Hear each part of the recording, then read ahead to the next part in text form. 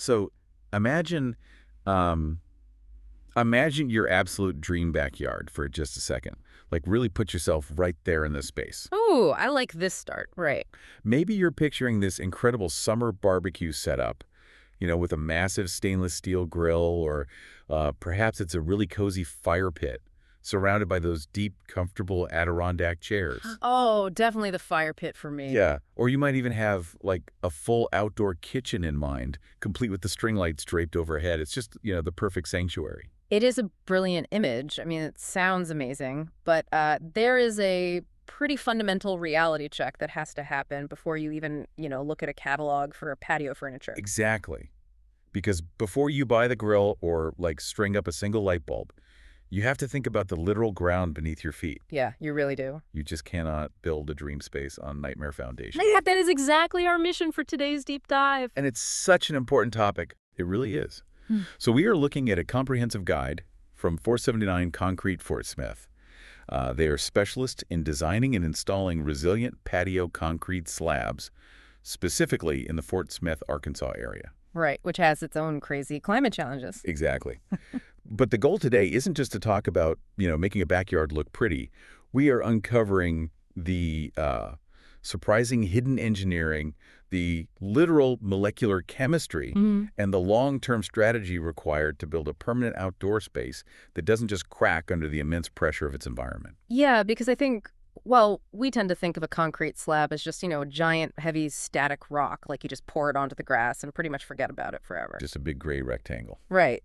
But true structural integrity is an active system. It starts long before a single drop of concrete is ever poured. I mean, it has to. Yeah, if you want a surface that handles heavy point loads, like, from those massive outdoor kitchens, and withstands violent temperature swings and actually lasts half a century, you have to respect the geology and the physics of the dirt it sits on. Okay, let's unpack this, because the guide goes into serious detail in the preparation phase, and it requires a massive shift in how you view a patio. You kind of have to look at it like an iceberg. Oh, the iceberg effect. I love that analogy. Right. That gray slab you see on top, the part you actually walk on and put your chairs on, is just the roof of this super complex underground system. The actual engineering is, well, it's entirely invisible. It really is, because a patio is fundamentally only as strong as the soil it rests on. So the very first operational step isn't just, skimming the grass off the top to make a nice flat spot. Which is what I totally assumed you'd do, just level it out, right? A lot of people think that. But no, it is a deep, really meticulous excavation process. You have to literally purge all organic material from the footprint of the patio. Roots, leaves, topsoil. I mean, it all has to go. See, I always figured the immense weight of the concrete, because it's so heavy, would just sort of crush whatever was underneath into a dense, solid base. It seems logical, right? But you have to factor in biological decay. If you leave organic material buried in that dirt, it is absolutely going to decompose over time. Just rot away in the dark. Exactly. It rots and eventually just disappears entirely. And when that biological matter breaks down, it creates these little micro caverns and voids underneath the slab. Oh. And since concrete is incredibly heavy, it relies on continuous, uniform support from below. So if a void opens up because, say, an old tree root rotted away, the concrete is suddenly forced to bridge an empty gap. And it can't just float there forever. Right. It will hold for a little while, but eventually the sheer weight of the slab will cause it to collapse right into that void, creating a massive, ugly structural crack right through the middle of your seating area. That is wild. So you dig out the rot, but you don't just pour concrete straight into the new dirt hole you just made. You have to build a transition layer. Yes, a very specific transition layer. The source mentions bringing in heavy plate compactors to create this incredibly thick gravel base. And this isn't just about making the ground flat, is it? You're using literal mechanical force to vibrate and drive those jagged pieces of gravel into each other until they, physically lock together. Yeah, that mechanical locking is huge. It achieves two critical things. First, it creates this immovable subgrade that distributes the heavy, concentrated loads from above, like your massive barbecue grill or a hot tub, across a much wider area of the soil beneath. Okay, that makes sense. Spreading the weight. Exactly.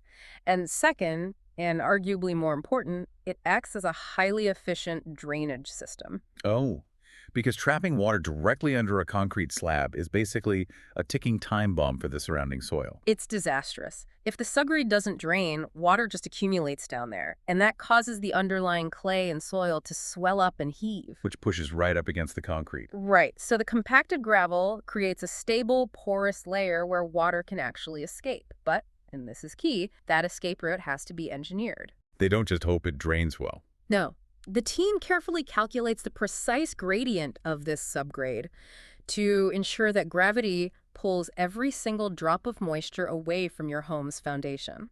Because if you get that gradient wrong, you are inadvertently building a highly efficient subterranean slide that delivers stormwater straight into your basement or your crawl space. Exactly. You're basically building a moat that drains into your house.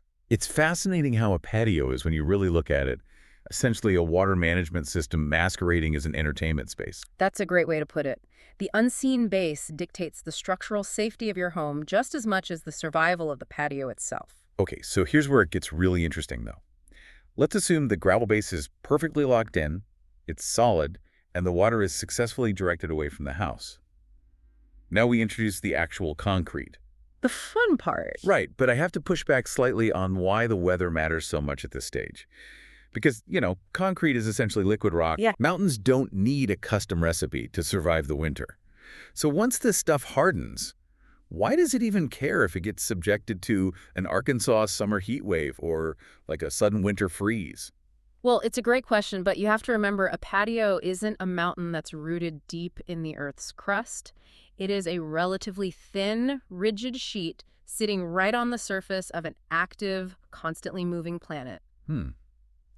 I started thinking about the concrete mix, like baking a highly specific custom cake. Okay, I'm listening. Like if you take a standard batter and put it in an oven that randomly spikes to intense heat and then drops below freezing, the cake is going to fail structurally. You have to chemically alter the recipe to survive that specific oven. Yes. What's fascinating here is the precise physics behind why that custom blend is necessary, especially for a place like Fort Smith. Because of the weather extremes. Exactly. The region experiences intense freeze-thaw cycles. When the ground freezes in the winter, the moisture trapped up in the soil expands as it turns to ice. Right, ice takes up more space. And that expansion physically pushes the earth upward.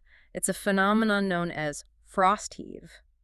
Then, when the spring thaw hits, the ice melts and the ground settles back down. And concrete is famous for its compressive strength, right? Like it can hold up a dump truck without flinching. Oh, yeah. Compressive strength is its superpower. But it has terrible tensile strength. It really does not like to be stretched or bent, so when the ground heaves upward underneath it, the slab just wants to snap like a giant piece of chalk. Which is exactly why you need a skeleton. A skeleton. Yeah, before a single drop of concrete is poured, the crew engineers a grid using steel rebar or heavy-duty wire mesh. Steel has incredible tensile strength. It loves to stretch and bend without breaking. Ah, so they work together. Perfectly. By embedding that steel grid directly into the middle of the slab, the rebar basically acts like tendons inside the concrete bone. That is such a cool visual. So the concrete provides the hard, flat surface and handles the heavy compressive weight, while the steel skeleton holds the entire mass together, keeping it from pulling apart when the earth shifts and bends during a hard freeze. You're literally giving the rock a flexible spine. Pretty much. And that precise engineering of the steel leads right into the actual chemistry of the concrete itself during the pouring phase. Because the source spends a lot of time talking about the curing process.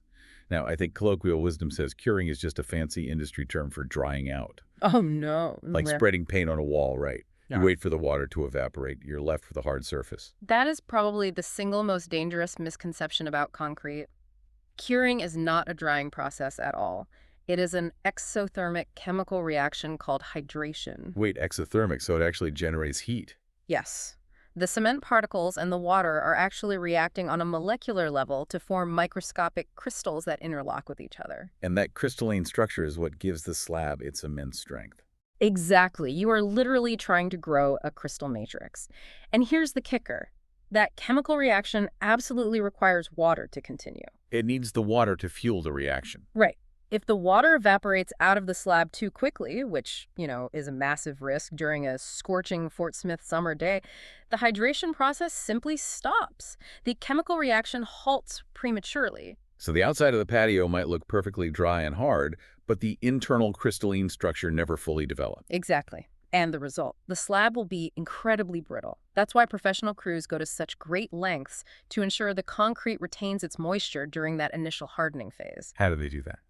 They might use specific curing compounds or even physical barriers like plastic sheeting to trap the water inside the slab. You want to keep the moisture locked in so the chemistry can actually finish its job and achieve maximum compressive strength. That is totally counterintuitive to how we handle most wet materials. Uh, You are aggressively trying to stop it from drying. And alongside that chemical balancing act, there's the physical pouring technique itself. The guide talks about setting the wooden forms perfectly level.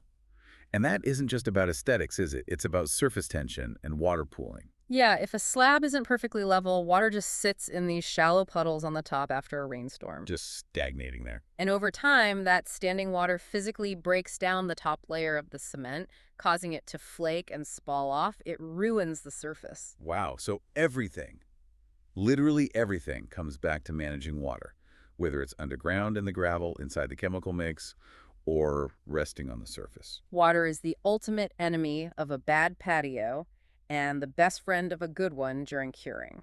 So understanding all this, the deep excavation, mechanical locking of the gravel, the steel tendons, the exothermic chemical reactions, it really makes you evaluate other backyard materials entirely differently. It really puts things in perspective. Like, is it really worth engineering a specialized concrete slab when you could just, I don't know, screw together some wood decking or lay down some stone pavers over a long weekend? Well, if we connect this to the bigger picture, it is the classic homeowner dilemma, right?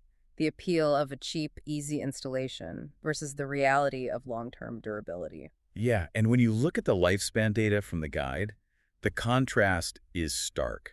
Wood decking, even when it's chemically treated, only has an average lifespan of about 10 to 15 years. And that's if you maintain it perfectly. Right. It requires high maintenance. You are constantly battling the cellular breakdown of the wood from UV radiation and moisture, requiring annual sanding and staining. I mean, it is fundamentally organic material, Yeah. which means it is constantly trying to rot. Exactly. It wants to go back to nature. And then you have stone pavers, which offer a longer lifespan, usually around 20 to 30 years, but they introduce a completely different set of vulnerabilities. Because they aren't a monolithic structure. They are thousands of individual separate units. Right, which means every single stone is at the absolute mercy of the ground beneath it. If you get a slight frost heave, maybe one paver lifts a quarter-inch higher than the rest. And suddenly your elegant, expensive patio is a minefield of tripping hazards. Exactly. Not to mention the constant, never-ending battle against weeds finding root in all those little joints. The weeds are the worst. But by contrast, poured or stamped concrete operates as a single, unified mass. When it's engineered with the steel skeleton and the proper subgrade we just discussed, it boasts a lifespan of 30 to 50 years with remarkably low maintenance. It just resists the freeze-thaw cycles and intense heat that destroy those modular or organic materials. And choosing a material that literally lasts half a century fundamentally changes how you approach the design of your entire property. Yeah. Because a patio of that caliber rarely exists in isolation. No, it really demands full property integration. When you are pouring a permanent foundation like that, you want to ensure it integrates seamlessly with the flow and function of the home. I mean, it is totally counterproductive to build a pristine 50-year outdoor living space in the backyard only to have guests access it via this muddy, sinking wooden sidewalkway. Yeah, that just ruins the vibe. The strategy involves using custom walkways to safely and cleanly guide foot traffic from the driveway or the front curb directly into the backyard. It creates this unified visual and functional aesthetic. Absolutely. Fixing a cracked cement driveway or adding a cohesive path shows a level of meticulous care that instantly boosts the property value, too. Because it signals to anyone looking that the home's fundamental infrastructure is solid. Exactly. And that meticulous care extends to the safety of the surface texture itself. Which is crucial. Because if you have a massive, perfectly monolithic concrete pad near a backyard pool, or if you just get caught in a sudden summer rainstorm, a polished concrete surface turns into a legal slip and slide. Oh, it's like ice. There is zero traction. So to combat that, the experts utilize a specific finishing technique on standard patios. They call it a light broom finish. It's so simple, but so effective. Just before the concrete fully cures and hardens, a specialized broom is pulled lightly across the wet surface. And it creates thousands of these micro grooves. It's subtle enough that it isn't abrasive or uncomfortable on bare feet, but it completely breaks the surface tension of the water. Right. It provides mechanical grip for your feet, offering excellent slip resistance against rain or spilled drinks. It's this tiny physical alteration that fundamentally transforms the safety profile of the space. It really is brilliant engineering. So let's say you're listening to this and you are fully on board. You want the 50-year monolithic slab, the rebar tendons, the exothermic curing, the microgroove safety finish. You are ready to execute. Okay, let's do it. This is where we need to talk about practical timelines and the massive red flags to watch for when you're actually hiring a contractor. Because I know exactly what people think when they look out at an existing, ugly, cracked patio. Oh, I know where you're going with this. They think, can't we just save time and money by pouring the pristine new concrete directly over the old stuff? Like, it's already hard, it should make a great base. It is an incredibly tempting shortcut, and it is a structurally disastrous idea. But why, though? Why wouldn't a heavy new layer just permanently bury the old problems? Because of a concept called reflective cracking. You have to think about why the old patio cracked in the first place. The ground shifted, or roots pushed up, or the foundation settled. Right. Those active geological forces haven't stopped. They're still there. So the old cracks are active stress points. If you pour a rigid new layer directly over a compromised base, the movement of the earth will telegraph those exact same cracks right through the old slab and instantly fracture your brand new concrete. So the broken foundation below will literally tear the new surface apart from underneath. Yes, you just cannot build over failure. You have to excavate, remove the compromised material, and start entirely fresh with a properly compacted gravel subgrade. Which naturally brings us to contractor red flags. Because the vast majority of the critical engineering, the excavation, the gravel, the steel, it all happens before the concrete is ever poured. Right, the invisible work. So it is incredibly easy for a dishonest contractor to cut corners where the homeowner will literally never see it. If they skimp on compacting that thick gravel base, your beautiful new slab is doomed to crack within a few seasons. And another major red flag highlighted in the source is diluting the concrete mix. They specifically mention never adding excess water just to save on labor. From a physics standpoint, why would a crew even want to water down the mix? Because proper concrete is heavy, thick, and physically exhausting to spread and level. If you add extra water, it becomes this soupy, highly flowable liquid. It practically levels itself. It saves the crew hours of grueling manual labor. Yeah, it's the lazy way out. But chemically, adding that extra water is catastrophic for the hydration process we talked about earlier, isn't it? Exactly. The crystalline structure still tries to form, but that excess water physically takes up space inside the mixture. And when that extra water eventually evaporates out of the slab, it leaves behind a microscopic network of hollow capillary tunnels. Oh, wow. So it literally turns the slab into a rigid sponge. Precisely. It looks perfectly solid to the naked eye, but internally it is just full of tiny voids. The compressive strength just plummets, making it highly susceptible to snapping under weight or shattering during a freeze-thaw cycle. Okay, so assuming you do your homework and hire a reputable crew that respects the chemistry and does the hidden excavation work, how long does this actually take? Like, are you living in a construction zone for a month? Surprisingly, no. A standard residential project is incredibly efficient. Assuming the weather cooperates, because you obviously cannot pour concrete and manage moisture during a torrential downpour, the entire process usually takes just 3 to 5 days. That's incredibly fast. Yeah, that includes the excavation, the gravel locking, building the forms, placing the steel, and the actual pour. 3 to 5 days to build a 50-year foundation is an incredible return on time. But once it's poured and fully cured, what does the ongoing maintenance actually look like? Because we said low maintenance, but that doesn't mean zero maintenance. Right. The single most important thing you can do to protect that structural investment is sealing the concrete every 2 to 3 years. See, I always pictured concrete sealant as just a cosmetic gloss, to make it look shiny. But it's actually doing heavy lifting on a molecular level, right? I imagine it works kind of like Gore-Tex for your patio. That's actually a perfect way to look at it.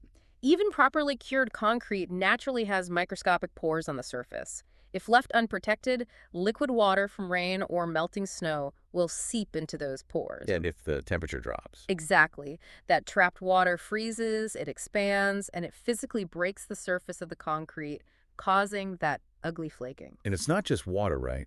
It's the inevitable backyard hazards, like a massive grease spill from the barbecue, or a pile of wet autumn leaves that sit there and steep like tea, staining the rock. Yes. So a high-quality sealant acts as an invisible polymer shield. It fills those microscopic surface pores, stopping liquid water and aggressive stains from penetrating the slab, while still allowing the concrete to breathe and release vapor. So it keeps the barbecue spills sitting harmlessly on the surface where you could just hose them away. Exactly. It's literally an afternoon of maintenance every few years that guarantees the patio outlasts your mortgage. It really is a masterclass in hidden engineering when you lay it all out like this. I mean, Yeah. think about it. We start with a patch of grass. We dig out the decomposing organic rot that would eventually hollow out the foundation. Yep. We use mechanical force to lock jagged gravel together, creating an immovable, draining subgrade that directs hydrostatic pressure away from the house.